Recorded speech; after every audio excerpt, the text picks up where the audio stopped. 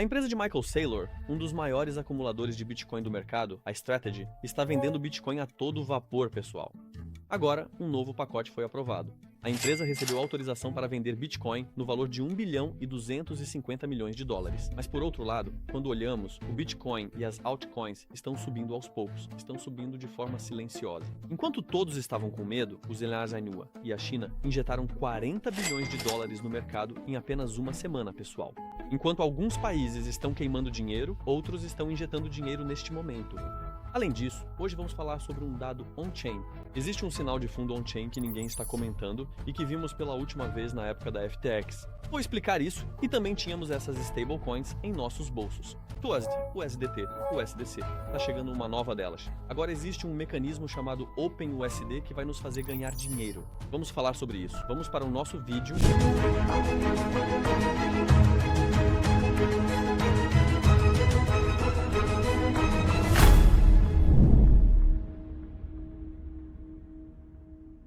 Pessoal, agora vocês estão vendo um gráfico na tela. Esse gráfico mostra o dinheiro que os países injetaram ou retiraram do mercado. Como vocês sabem, os bancos centrais podem tanto injetar quanto retirar dinheiro. Desde o início de 2026, os ILEBA retiraram cerca de 150 bilhões de dólares. A Europa retirou um total de quase 200 bilhões de dólares. O Reino Unido, sozinho, retirou 60 bilhões de dólares, pessoal. Na Suíça, houve uma retirada entre 20 e 30 bilhões de dólares. Mas enquanto todo o bloco ocidental está retirando dinheiro, há um bloco oriental que está injetando, a China. Só no primeiro semestre deste ano, pessoal, a China injetou sozinha 300 bilhões de dólares no mercado e no restante do ano vai injetar mais 200 bilhões de dólares. Esses são desenvolvimentos positivos. Agora, um quer esfriar a economia, o outro ainda não enfrentou a inflação. Na China, a desinflação. Por isso, eles conseguem injetar dinheiro tranquilamente e a economia mundial, de certa forma, encontra seu equilíbrio. Mas nesta semana houve uma diferença. Houve uma injeção por parte dos EUAs e imediatamente os mercados reagiram. Ouro, prata e criptos subiram. EUA injetaram 10 bilhões numa semana e com a China somaram 40 bilhões de dólares. Isso indica o Fed retirando dinheiro. Quem está injetando o dinheiro? O Tesouro do ZEU. Atualmente, o Tesouro do Zemaura tem 750 bilhões de dólares em caixa, pessoal. Quando arrecada impostos, agora tem dinheiro extra em caixa e está usando esse dinheiro semanalmente para recomprar títulos antigos. Na verdade, ele vem fazendo isso nos últimos 2 anos, mas neste ano e nos últimos 2 anos não fez de forma tão agressiva, foi mais devagar. Ou seja, semanalmente avançava em torno de 500 milhões de dólares, 1 bilhão de dólares, no máximo cerca de 2 bilhões de dólares. Mas esta semana houve uma diferença e 10 bilhões de dólares foram injetados no mercado, especialmente após o resultado ruim dos dados de desemprego. Então, graças à injeção total de 40 bilhões de dólares desses 2 países e as injeções que a China continuará fazendo no próximo período, ouro e prata se recuperaram um pouco esta semana. O Bitcoin e as criptomoedas também estão tentando subir um pouco, mas não se esqueça disso. Na projeção atual, as retiradas de dinheiro ainda continuarão no bloco ocidental na segunda metade do ano. Agora, antigamente, durante as chamadas temporadas de alta das criptomoedas, uma das coisas que mais acompanhávamos eram os dados on-chain. Quando o mercado está bom, os dados on-chain são muito valiosos. Quando o mercado está ruim, especialmente nesses períodos de dados macroeconômicos e em temporadas de crises geopolíticas, os dados on-chain podem não ser tão úteis, mas há um dado on-chain que é valioso. Agora vou contar esse dado para vocês. Isso pode ser um sinal de fundo, mas antes de revelar o dado, ficarei muito feliz se você se inscrever no canal enquanto este vídeo continua. Se você curtir o vídeo, eu ficarei muito feliz e se deixar um comentário, também vou gostar. Quando o mercado de cripto está ruim, como um dos poucos que permanecem no ecossistema, precisamos continuar apoiando uns aos outros. O suprimento em prejuízo na rede Bitcoin ultrapassou 10,1 milhões de moedas e pela primeira vez desde a crise da FTX em 2022 é maior do que o suprimento em lucro. Isso geralmente é interpretado da seguinte forma: a pressão de venda está sendo quebrada a partir de agora, há mais pessoas no prejuízo e o número de pessoas querendo vender diminui. Esse é um dado positivo. Isso é percebido como um sinal de fundo. E pense assim, o que eu disse? 2022, ou seja, 4 anos. Alguns acham que esse ciclo de 4 anos nas criptos acabou completamente. Mas na verdade, quando olhamos para o gráfico, o ciclo de 4 anos continua, pessoal. Só que, justamente na temporada do ciclo de 4 anos em que ganharíamos dinheiro, aconteceram coisas ruins no mundo, houve desenvolvimentos negativos.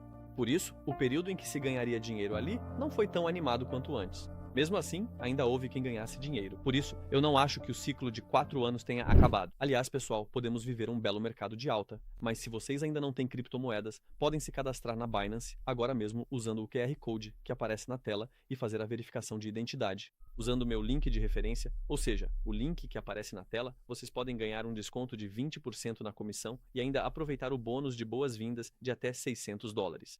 Agora chegamos, pessoal, à parte mais interessante da história.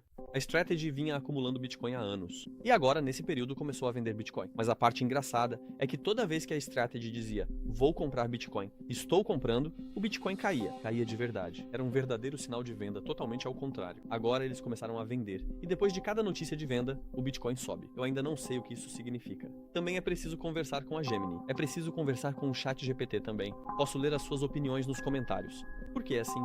Não sei por que o mercado se comporta completamente ao contrário do Saylor, mas no momento, isso realmente está funcionando. E espera-se que a Strategy faça novamente uma venda de Bitcoin no valor de 1,25 bilhões de dólares nos próximos períodos. Vamos ver se, após a notícia da venda, o Bitcoin vai subir novamente. Vamos ver isso todos juntos. Agora chegamos à parte que eu mais me divirto, a que mais gosto. Quem me acompanha sabe, sempre digo que as stablecoins são muito valiosas, pois suas empresas atuam como um banco central. Produz dinheiro quase sem nenhum custo. Esse dinheiro é investido em títulos e rendimentos.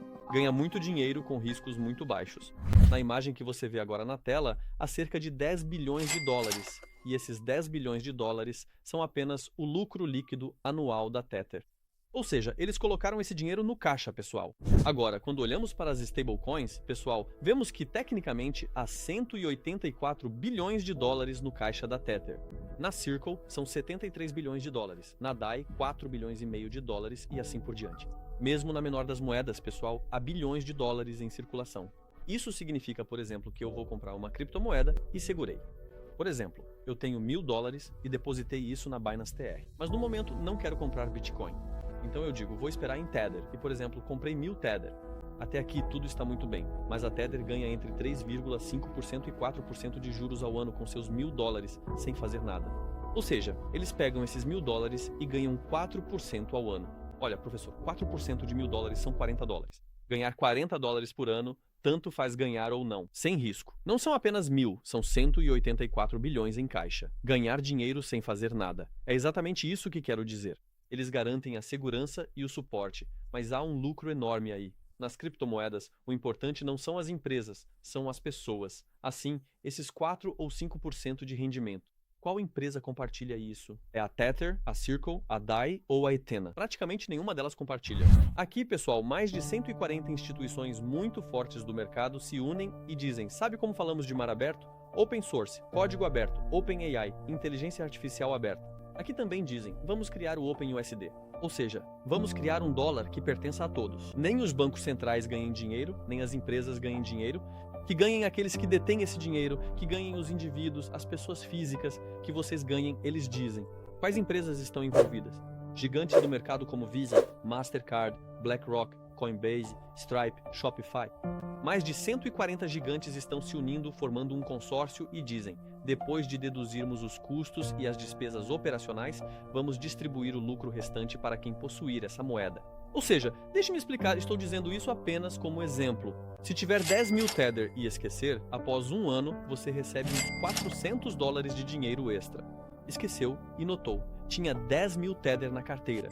Agora pensa ter $10.350. Isso vale para o OpenUSD, não Tether. Será uma das maiores revoluções do mercado. Concordo, será um grande avanço. Para encerrar, vejamos a análise técnica breve do Bitcoin, ouro e prata. Esta linha vermelha é a média móvel de 200 dias. A curva verde é a média móvel de 50 dias. O que queremos é o seguinte, queremos que a média móvel de 50 dias ultrapasse a média móvel de 200 dias para entendermos que o mercado vai subir. É isso que queremos. Agora, olhando aqui, por exemplo, temos o gráfico do ouro na nossa frente. Existe uma média móvel de 50 dias que caiu abaixo da média móvel de 200 dias. Ou seja, a tendência recente está em queda. O ponto em que esses dois gráficos se cruzam é chamado de Death Cross, ou seja, cruzamento da morte. E isso, por exemplo, aconteceu recentemente no ouro. Estou olhando aqui para ver quando foi a última vez que aconteceu no ouro. E a última vez que isso aconteceu dessa forma foi em 2023. Olhe, quando eu aumento um pouco mais esse gráfico, veja que em 2023 há um cruzamento, e logo em seguida vemos uma onça que cai de 1.930 dólares para 1.800 dólares. E vemos um ouro que caiu cerca de 500 e poucos dólares, mas isso não dura muito. Depois, ele se recupera novamente e faz movimentos ainda melhores. Ou seja, isso significa o seguinte: Death Cross é um cruzamento de morte, mas não significa que o jogo acabou. É um indicador que funciona com certo atraso. Tem o significado de que, em breve, a queda pode continuar de forma mais profunda. Ou tem o sentido de ser um reflexo tardio da queda recente. Por que estou compartilhando isso? Death Cross não é uma coisa boa, vale a pena ser cauteloso. Isso não significa que o ouro não vá subir novamente em pouco tempo, mas agora ocorreu um Death Cross, tanto no ouro quanto na prata. Veja, na prata aconteceu bem recentemente e a prata caiu de 120 dólares para 55 dólares, fazendo um movimento muito brusco. Quer dizer, como dizem, é o dinheiro do diabo e ainda por cima passou por um Death Cross, porque ultimamente tinha subido tanto que esse Death Cross aconteceu mais tarde e as quedas podem continuar um pouco mais.